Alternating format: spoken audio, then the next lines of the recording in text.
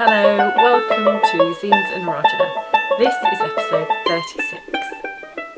Hello, how are you? I am Rosina and I am a crochet designer and I live in the southwest of the UK, and that's about all you need to know. I had plans for a big massive intro, but I've tried to do that 8 times actually, and it's gone awry each time, so I've given up. We'll just stick with the basics like normal. But I will say, seeing as I've written it down, if you ever wanted to find me anywhere else, I'm on Instagram, I'm on Ravelry, Pinterest, and I do still use Facebook for the crochet stuff. And I share bits and bobs. If I see something interesting on Facebook, I will share it, and I'll share my latest blog posts and YouTube stuff. Right, with that in mind, let's move on, and we're going to kick off straight away with whips and finished objects. I'm a bit out of practice, so I'm not going to do any intro waffle other than this waffle.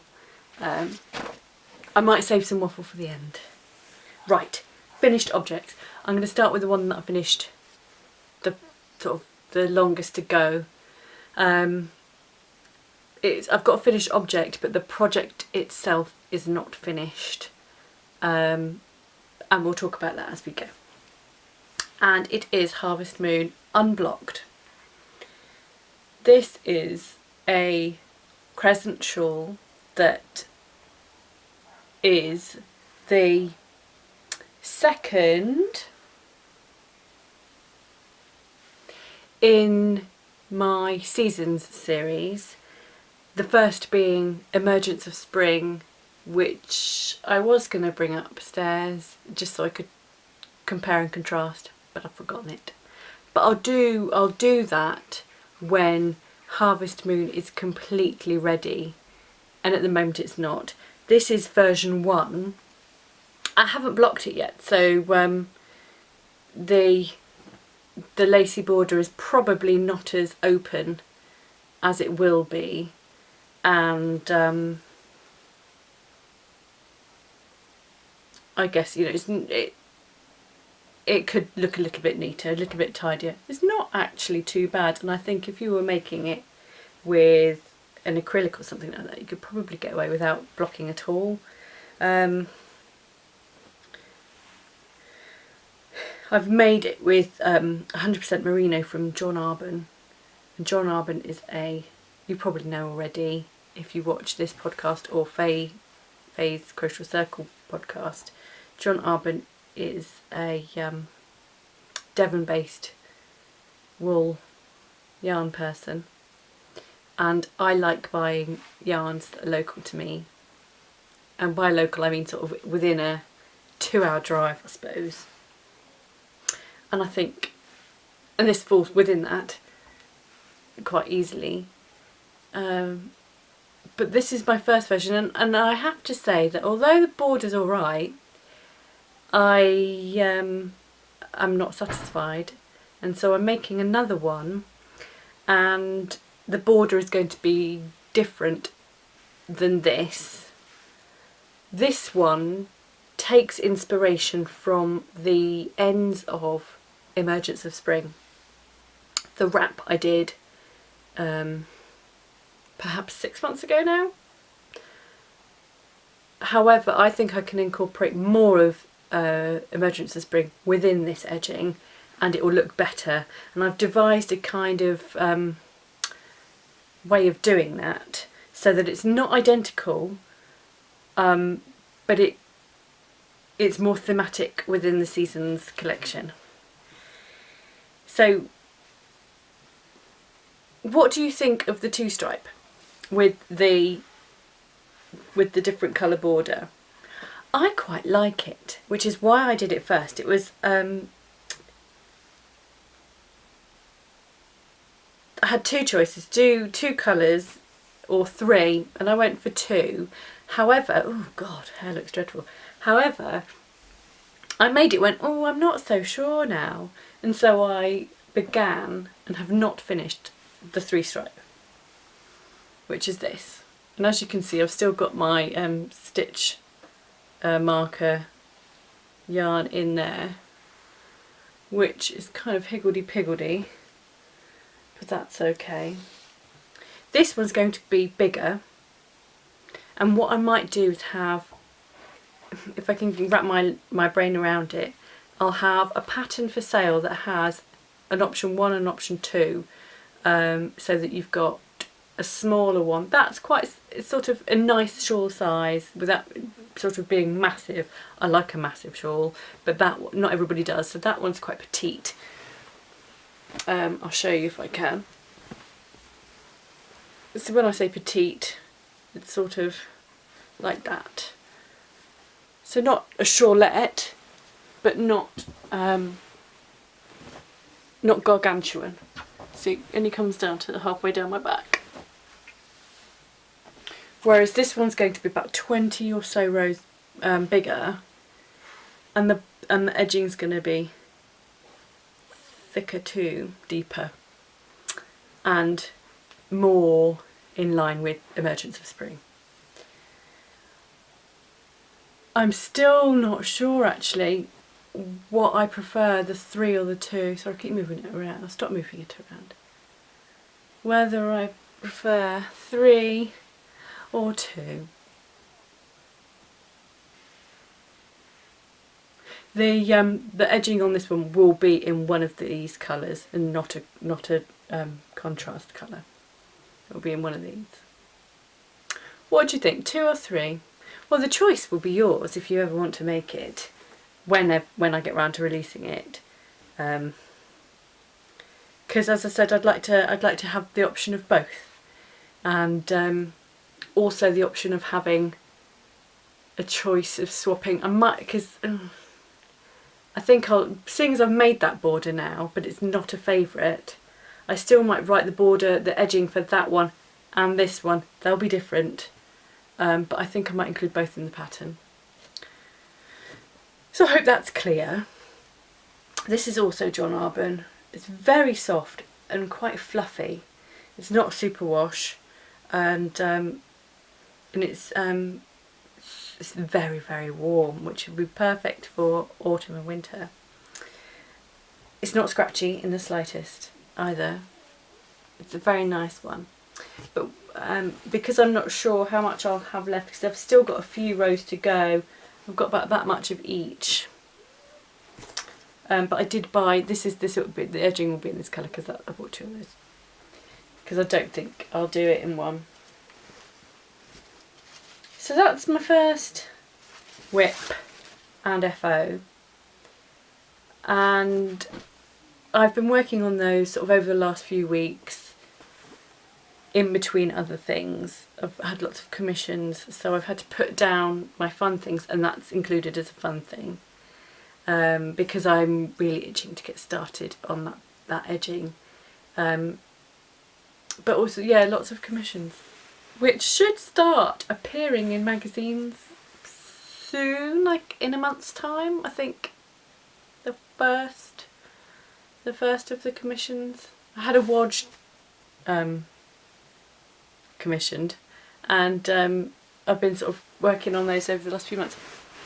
So, right, that's that one. Harvest Moon. Crochet Your Fade is next.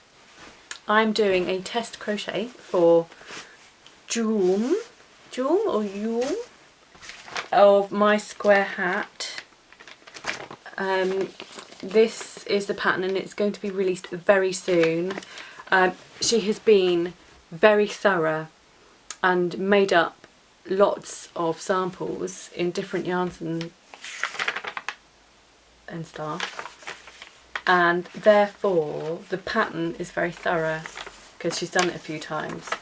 I'm having no trouble at all following it, and I will show you. I'm not going to show you the pattern. It's 11 pages long, and it's got photographs for doing the ends. It's got stitch counts and chart, and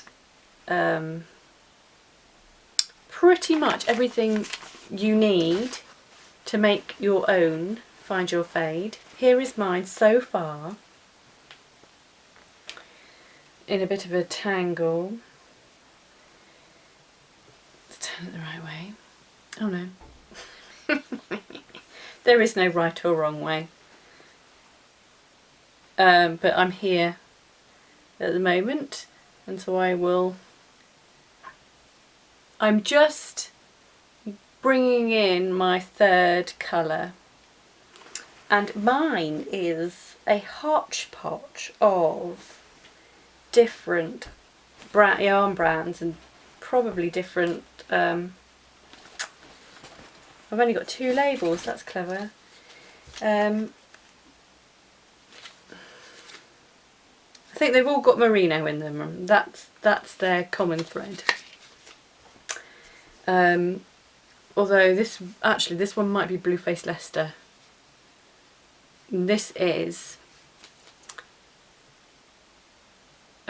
Somerset yarns, and as I don't have the label, I can't tell you whether or not it is Galactic or Rave. I think it's one of those two.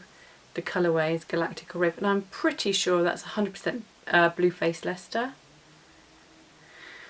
And then I moved on to this one, nice sort of cream with lots of pink and blue. I've got that much left, and it is, I literally just took the label out. Where are you? There you are. Wanderlust Hues travelling sock fingering, 80% superwash merino, 20% nylon, and this one's from Wanderlust Hues. It's part of the Palm Springs collection. It's called Lawn Flamingo, and it was a gift from Claudia a while back, and I didn't know what I was going to do with it for the longest time. And then when I said that I would do this test crochet, I kind of thought it would work well, and it is working well, and it has worked well.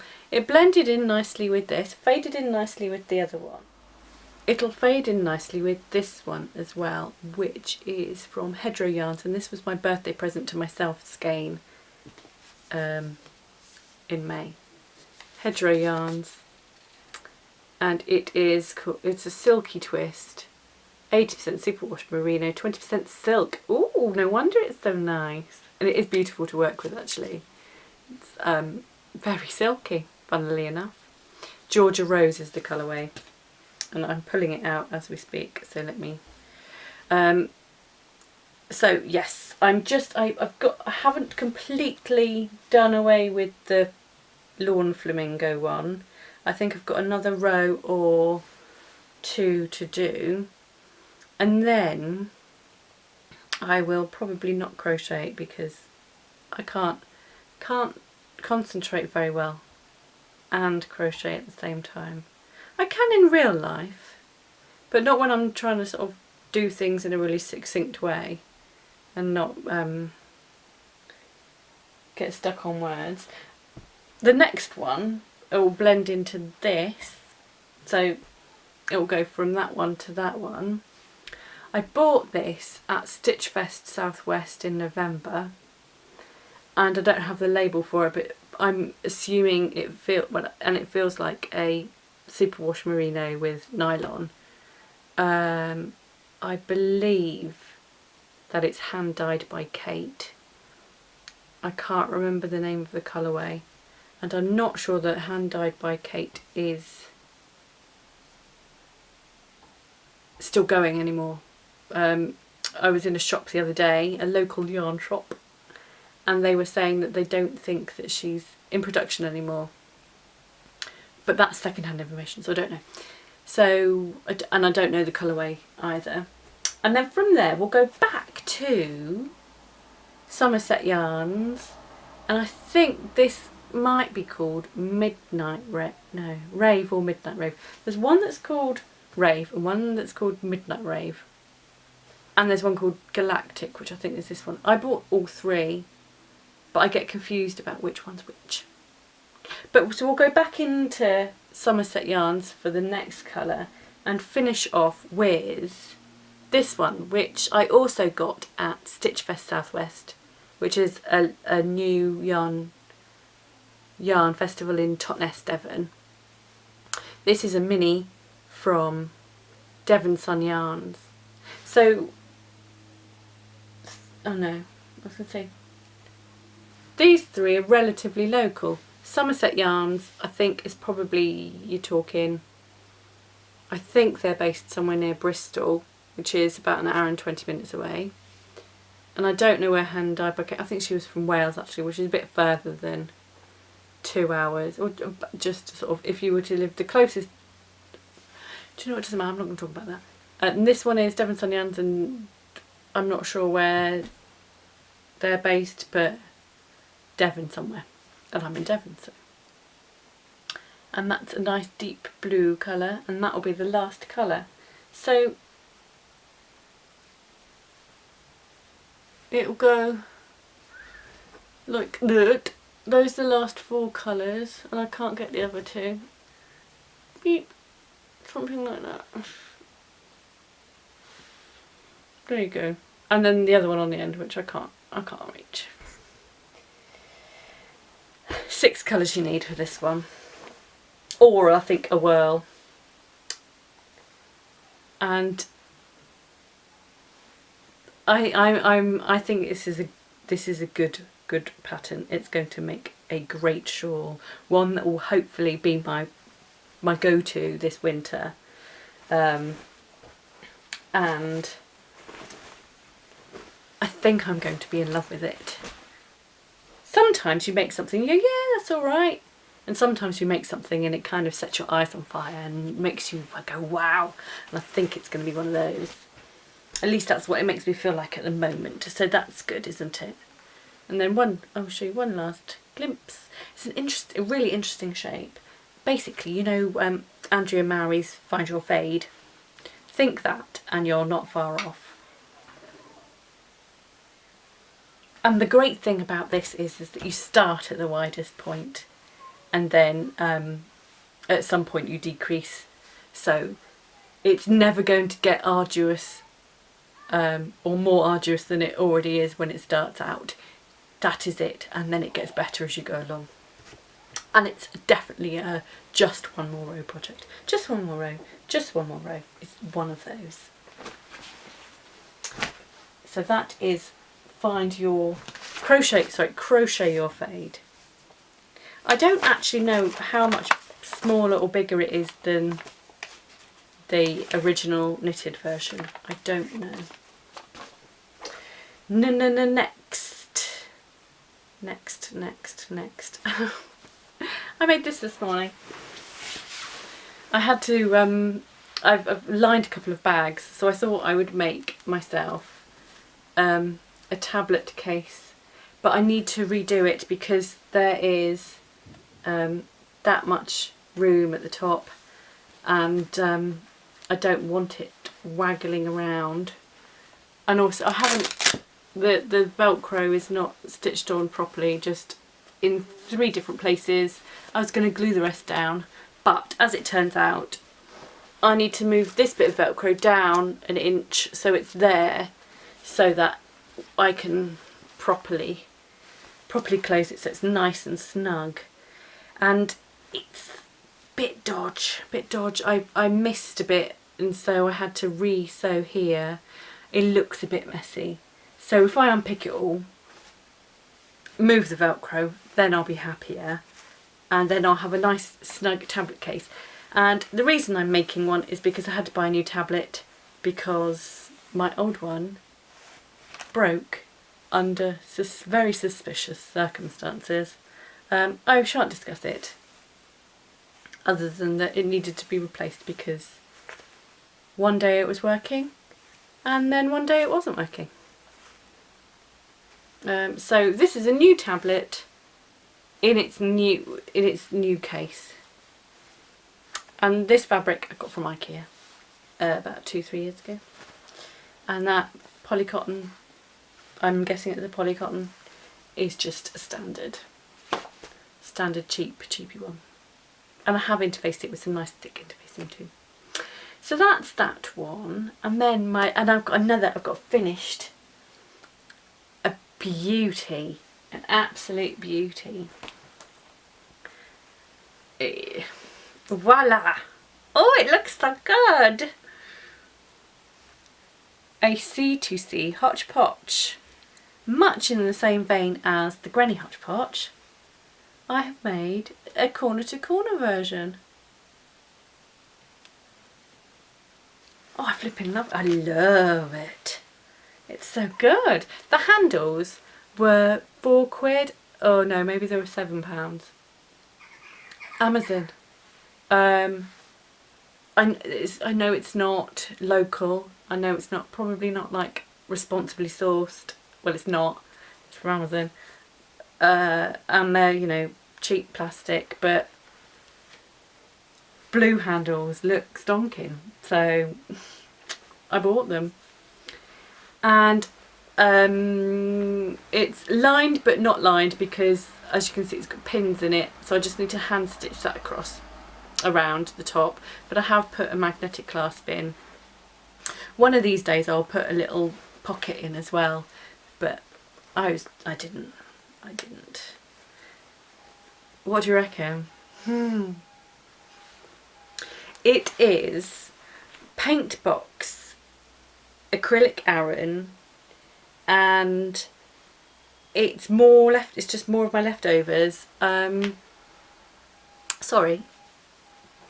The sun is shining and my eyes are making my eyes feel dry and tired. I used a 4mm hook, and I've written down all the notes, but I'm not going to write it up as a pattern, and I'm not going to do a tutorial for it because it literally is just one rectangle of corner to corner folded in half, and I have just crocheted down the edges to join them, and that is it. I guessed with all my scraps that I would need about 100 to 150 grams of yarn in total, and so I made a ball out of doing all the magic knots to make up that weight, but I was a bit short, so I think there was probably about, let's say this was the last corner, I probably had about that much that was missing on my ball that I made, so I had to just sort of raid the stash again and add as I went, which kind of made it so that I could pick and choose what final colours it would be, so that they would go with the rest. Well, I say go with the rest, but they're all sort of rainbow brights, and then there's a few sort of dirtier colours here, but meh. It's a hodgepodge. That's what's supposed to happen. And so I weighed it after, without the handles and the lining, it was actually 179 grams that I used of the acrylic Aran weight. But yeah, you just start in one corner and work up to a rectangle you think is going to be about the right size. I think I might just take a photograph of my scrappy notes, and if I put that on my blog, so if you wanted to make your own, at least you've got something, some kind of sort of starting point. But as I say, I'm not going to write it up properly, and I'm not going to do a tutorial because it's just a C2C rectangle, that's all. I like looking at it. So yeah, that just needs stitching together, and I take some photographs so I can put it on Instagram. It's very exciting. I think it's just as good as the granny hodgepodge. It's still, it's beautifully bright and colourful, and I think the colours are probably what make it. But the reason I did it was because, and I've mentioned this before a long time ago, I was thinking about doing a corner to corner cowl. Would you be up for a C2C cowl? I think what I'm going to do is do it so it coincides with the release of my C2C Havana Nights blanket, which arrived back in the post yesterday. Brilliant. It's so funny because I posted a picture about it the day before, and then there it was in the post. And needless to say, it went on my lap last night as I was crocheting, watching the last episode of Game of Thrones so far. Oh, it's so good. Even second time round, it's even better second time round. So if you loved it when you watched it the first time, watch it again. It's awesome. So I had the blanket over my lap, I had my new tablet on my lap and my crochet just in front, and that's what I did last night. But to me it makes sense to coincide the cowl with the release of a C2C pattern. I need to work out when I'm allowed to release it, and that will be probably around the beginning of the crochet along.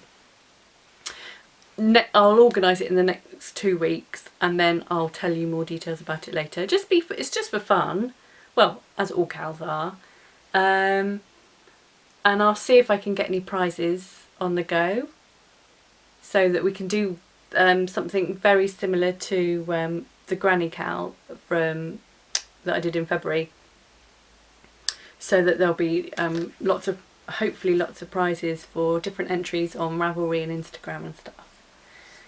That's what I'm thinking, and hopefully that'll be really good. I forgot about this. I've got on my Pinterest board, on my Pinterest account, whatever, I do actually have a C2C board. So if you see any decent C2C projects that you really, really like, send them to me on Pinterest so I can pin them onto the board. It's not as comprehensive as the granny board yet, but it probably will be sort of building up to the cowl and during the cowl, so you can get lots of inspiration and stuff. C2C is brilliant for bags, blankets, cushions, accessories. It's very versatile, a very versatile stitch. Right, so there's that, and then we're moving away from things that I've made to the next thing, which is this. This is my knitting that I did on a workshop last weekend. The thing that's special about it is that I did it all using the continental style of knitting, which is to say you hold the yarn in your left hand and you wrap the needle around it, and you do all the tension work and all the yarn control with your left hand, no wrapping around with your right, as is the English style. And I've said this before, but for crocheters it's probably your best bet if you want to be a knitter as well. I found it very easy, actually, really easy to pick up, and I think it's because I was confident with the tension in my left hand. I did some plain knit rows, I did some purl, and then I did the moss stitch, which I think it's brilliant. The moss stitch looks so pretty, yet it's so simple. It's brilliant. As you can see, I didn't manage an awful lot in 2 hours, but we were chatting away.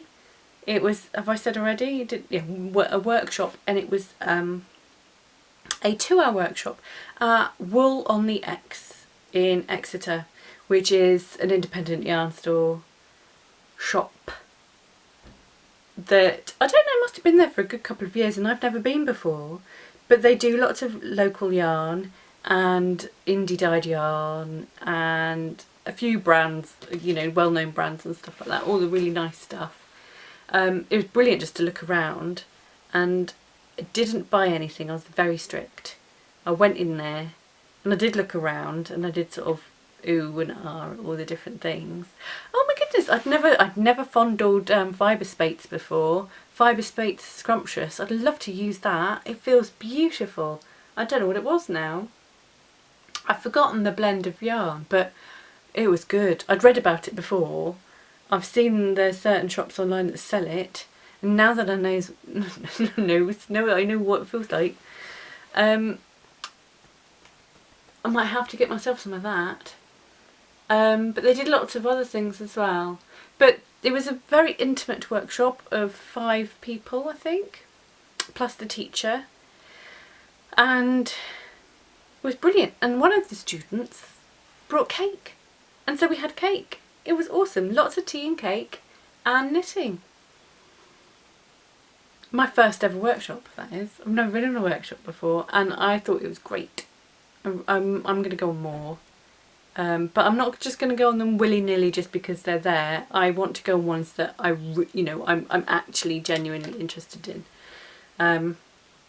So I quite fancy a Tunisian workshop next. Or maybe the yarn dyeing. But, I don't know. And I'll tell you what, continental knitting, it made me numb here. It numbed my thumb. It almost felt slightly arthritic, which worried me slightly. Because after I had both my babies, I did get, I got psoriatic arthritis in my fingers, and it kind of felt like that after 2 hours of knitting. So I think probably it's a case of building up the right muscles, or just getting used to how I'm moving my hands. Or maybe I was just, because it was a new skill, new technique that I was employing, my hands weren't relaxed or something. I don't know. They weren't the tensest they've ever been, but I think probably I need to sort of get used to having needles in my hands rather than a hook. We shall see. I've practiced once since I got home, that's it. And I think probably I need to try again. But at the same time, I think I need to do a few more swatches and things before I embark on an actual project. I don't know. I really want to do a hat. I'm desperate to do a hat, but I probably ought to do a practice hat first before jumping into posh yarn. I don't know. It doesn't, because of the ache and because of the slowness of it, I'm not sort of there eagerly desperate to make anything in knitting. Whereas with crochet, you know what it's like when you get it in your head you're going to make this project. You dump everything else and you cast on something new. Cast on. I don't think you cast on if it's crochet, do you? Whatever. I don't have that desire. There's no burning desire to do that with knitting. And whether or not it's because I don't do it yet, or whether or not it's just because I'm never going to love it as much as I love crochet, I don't know. I'm going to go to Yarndale this year. I booked my tickets the other day. I have booked both days because I thought, why not, may as well, even if I don't end up going both days, or I get a choice, don't I? I don't think it was going to break the bank just to order the 2 days rather than the 1. And this way it gives me more freedom so I can choose nearer the time what I fancy doing. I don't know, but I booked flights flying from Exeter to Manchester, and then when I get to Manchester on the Saturday morning, I think I'll get the bus. I'll find a bus, I haven't even looked yet, that goes to Skipton. I think it's probably about an hour and a half on the bus. I don't know. I better take some crochet with me, that's all I know. I'm only gonna have a rucksack, so I need to have maybe 2 sort of one skein projects in my rucksack, 2 pairs of pants, possibly some socks and a t-shirt or something, and then just wear the rest of my clothes, because I don't want to fill that rucksack up with unnecessary things. I'll better take a toothbrush. And then I will be staying in Combe, which is a half an hour drive from Skipton. So on the bus, I don't know what it will be. A bit longer than that, I suppose. because I'll be staying with my auntie, and then I'll go back to Skipton on the Sunday, I suppose. I hope there's buses. I hadn't thought about that. Might have to bag a lift. And then do another day at Yarn Day, I suppose, and then go back to my auntie's house, stay another night, and then fly back home on the Monday afternoon, ready to pick the boys up from school on the Monday. Oh yeah, I'm really looking forward to it. I don't think I'm going to go every year. I don't think this is going to become sort of an annual thing. I think this is it. I'm going to go one time, because next year I'd like to go to a couple of different festivals and try and find, try and experience many different yarn festivals as opposed to just going to the same ones again and again. Watch this space and I will tell you all about it when I've been. Next, I'll tell you about my Manik Great, because that arrived in the week. This is going to be my last knit crate that I get, and it is Indigo Glow is the theme. But it does not fill me with excitement, actually. I don't love it. That's not to say that somebody else wouldn't. But I don't think this is very me. I think that for a subscription box, it's a very reasonable price. I think it's pretty damn good that you spend, like, I think it's $24 and you get 2 skeins of yarn. And the patterns. But I'm not sold on subscription boxes from doing it, because I want to be able to choose. I do like surprises, but you don't necessarily want to spend that money if you open the box and you go, yeah, it's alright. You know, what happens if you ordered a year's subscription and you got 12 boxes and only 2 floated your boat? It would be pretty disappointing, wouldn't it? I don't know. Maybe a different subscription box would suit me better. I have to say the quality is great. They've always arrived when they say they're going to arrive. They've always had good patterns to go with the skeins you get. Not that I would make. I'm not going to make any of those patterns, I don't think. Sorry. But you've got a lot for your money. But it's not for me. I'll say that, and next month I'll see it and be really envious, because I won't be getting it, but it'll be the best one I've ever seen. Anyway, I'll put it away, and I will think about it for a bit. I think this is a single. What does it say? Yes, speckled singles, 100% superwash merino. You know me, I'm a terrible saleswoman. But I'm just giving you my honest opinion. They send out these boxes and they say, you know, you're under no obligation. I'm going to tell you what I think, because there's no point making up nonsense to try and push a sale. That doesn't wash with me. But those are my thoughts. I shan't dwell. I'm not saying don't do it. I'm not saying do it. You can make up your own mind, can't you? So, yes, right. So where am I? Oh, pulling out my crochet, that's where I am. Right. Well, what I wanted to do next was say a big thank you very much. Thank you to everybody who's bought Rapture and Smoke on the Water and any other patterns. honestly, every time I see that I've made a sale, it puts a little smile on my face. Really does. So thank you very much. And thank you just to people that sort of say nice things, really, and give me sort of a positive start to the day whenever I read a message.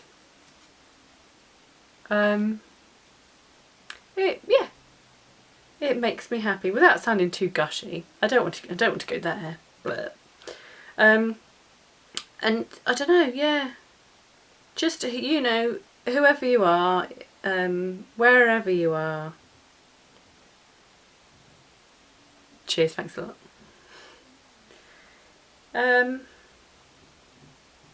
What a great community we have.